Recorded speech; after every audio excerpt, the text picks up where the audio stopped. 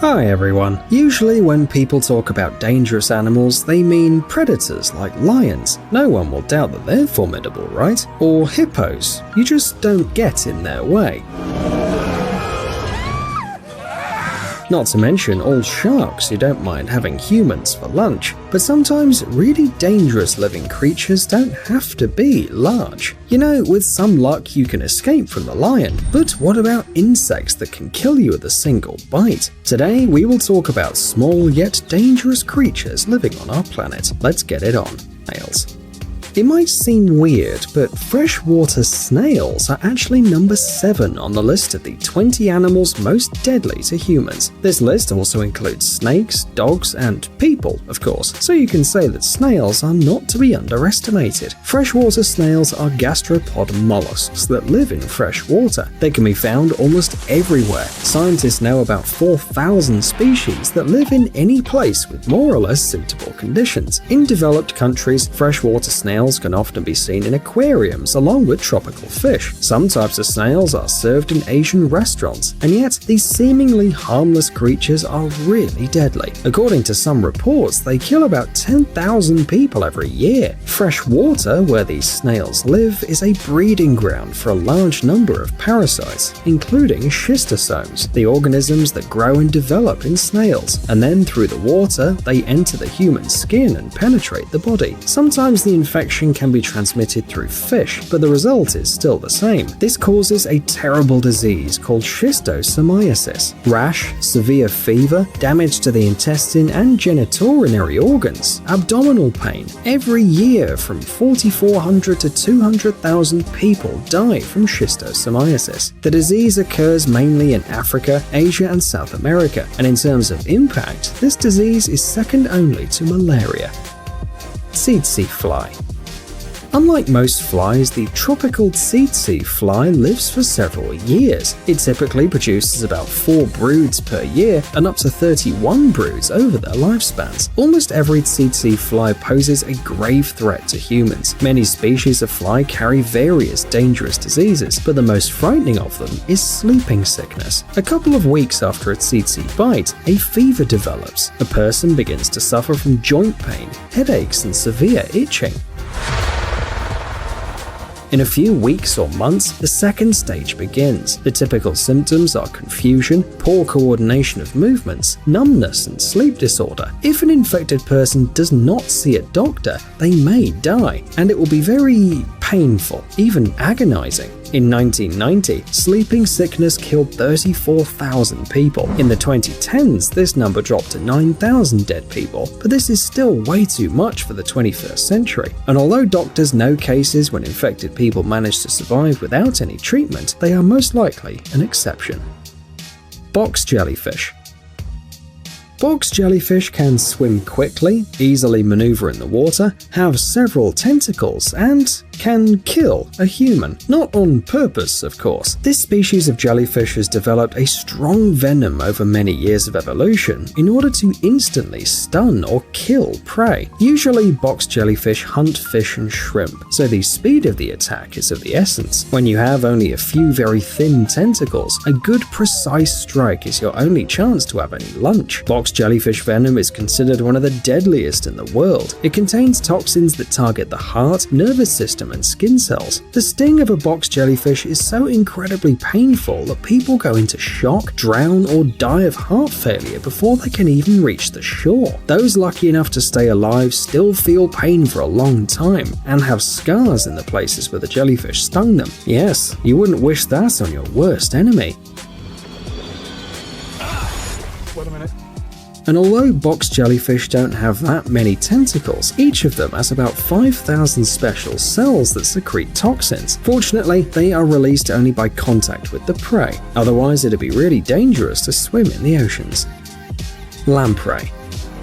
Despite its truly horrific appearance, the lamprey is not only dangerous because it can scare a person to death. Seriously, lampreys are very creepy creatures that earn the nickname vampire fish for their feeding habits. They latch onto the fish to rasp into the flesh and suck out blood. Looking for a new scary creature for a horror movie? How about the giant lamprey? Although these creepy underwater monsters don't eat humans, and some people actually cook them, they are still scary. If there are any lampreys in the water, they can attack swimmers if there's no fish around to prey on. And although no human has yet been killed by a lamprey, who knows, maybe this is just survivorship bias. Kissing bugs. Even ordinary bugs aren't exactly likable, but the members of the Triatominae family, aka the kissing bugs, are truly appalling. In some countries, they're even called assassin bugs, and for a good reason. There are about 130 species known to man now, and most of them feed on vertebrate blood. Some of them even eat other invertebrates. But the scariest thing is the diseases they transmit by biting. Chagas disease is a pretty widespread tropical parasitic disease. It's estimated that 6.2 million people, mostly from Mexico, Central America, and South America, suffered from this disease in 2017, resulting in at least 7,900 deaths. And these are just the reported cases. In the early stage, symptoms are typically mild and may include fever, fatigue, body aches, headaches, rashes, loss of appetite, diarrhea, or vomiting. These are common symptoms of other diseases too, so many people don't even suspect that they've contracted something awful, and it might be too late once they realize the truth. About 30% of the chronically infected develop heart disorders, and about 10% get issues with digestion, neurological system disorders, or other complications. This can lead to a sudden death years after the bite, for example, because the cardiac muscle has been completely destroyed, and all this is caused by one tiny, seemingly harmless bug. Sandfly. Unlike most blood-sucking insects, sandflies aren't very picky. They bite mammals, as well as birds and even reptiles. This tiny insect isn't so easy to spot either if it's not crawling right into your eye, but then it might be too late. There is a reason they're called the no-see-ums. Despite their size, they may carry parasites, which will cause dangerous diseases. For example, leishmaniasis, which might lead to horrible skin and mucosal ulcers. Add to that fever, low red blood cell count, enlarged liver, and you'll realize the gravity of the disease. About 4 to 12 million people in 98 countries are currently infected. Among the viruses that sandflies can carry is the Chandipura virus, aka a genetic cousin of rabies. There was an outbreak of this virus in India in 2010. 50 people were infected and 16 of them died. Most of the infected were under 14 years old as well. Rough-skinned newt. This newt isn't all that different from its kin. Many newts produce poison to protect themselves from predators, but the rough-skinned newt toxin is particularly strong. First of all, the newt exudes a really strong smell that serves as a warning for other animals. Something like, "Hey, I taste worse than I smell, so stay back." The toxin truly works only after you've swallowed the newt. It leads to asphyxiation. However, some people get a rash just after touching the dangerous animal, especially if they've touched their eyes without washing their hands first. But this is a best-case scenario. In 1979, a man died after eating a rough-skinned newt. We don't know why he would even do that, but just don't do that. Seriously. The southern short-tailed shrew.